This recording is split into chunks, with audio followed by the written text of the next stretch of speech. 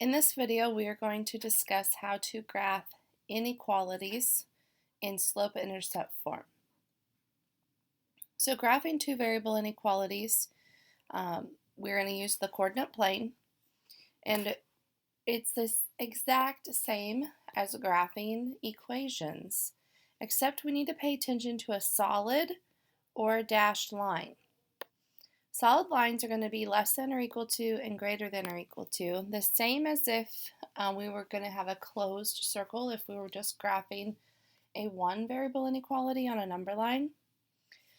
Less than or greater than, they are going to be the dashed lines as the same as an open circle. The second thing that's different is that we will shade a portion of the coordinate plane to show what all the values are true. The same on a number line, you had an open or closed circle, and then you would draw your arrow to the left or the right. We're going to do that same thing. We need to show all these values are true because it's not just an equal sign. So, for instance, this is our slope-intercept form here, and we're going to replace this equal sign with one of these four inequalities. And so we're not just going to have a line or a dashed line. We're going to have, this is going to be a boundary. And so then we're going to have to shade one way or the other. So we have slope-intercept form that we're going to look at today. We also could have one variable for our horizontal or vertical line. Remember, we had that mnemonic device, HOI-VEX, that could help us remember which one is which. So step one is to graph the line, and step two is going to be to shade according to the inequality symbol that we have in the equation, or in the inequality, I should say. So let's look at three different examples. Example 1. We have y is less than or equal to 3/4 x minus 4. So again, this is in slope-intercept form. So we would start by putting a dot at -4.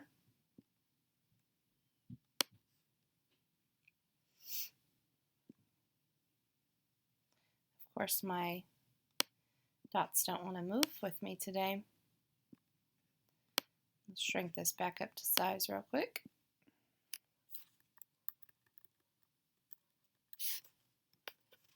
So I'm starting at -4. My slope is 3/4, so a rise of 3 and a run of 4.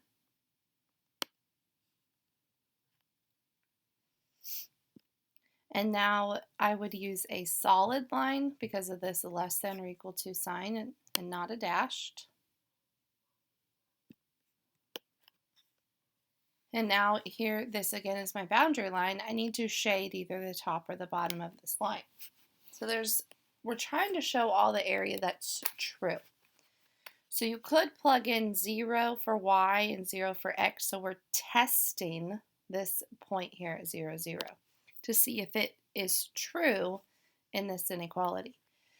So if I took 3/4 times 0, I'm just going to get 0. And that's why I always like to test the point 0, 0, is it cancels this whole entire term out. So then you're just comparing. Is 0 actually smaller than -4? And that is not true. 0 is not smaller than -4. See, -4 is down here. So we want to shade this side below because this is false. And if it's false on this side of the line, that means every other ordered pair down here is true. When you're in slope-intercept form, some people just look at this sign here.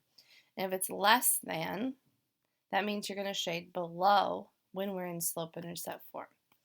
Now that's not always going to be true when we are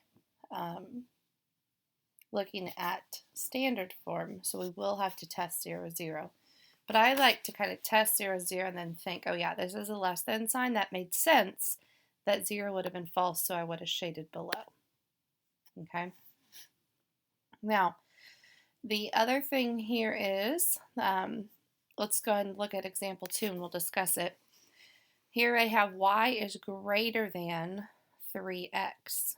and my y-intercept here is 0 because it's plus 0. So I'm going to start at 0, and my slope is 3 over 1. Rise 3, 1, 2, 3, run 1, and fall 3, 1, 2, 3, and 1.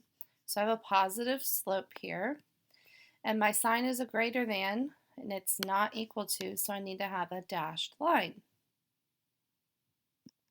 And so my shading, I cannot compare or check 0 because it's a dashed line, it's going through 0, 0. So I need to pick something else. I could, again, look at this and think, okay,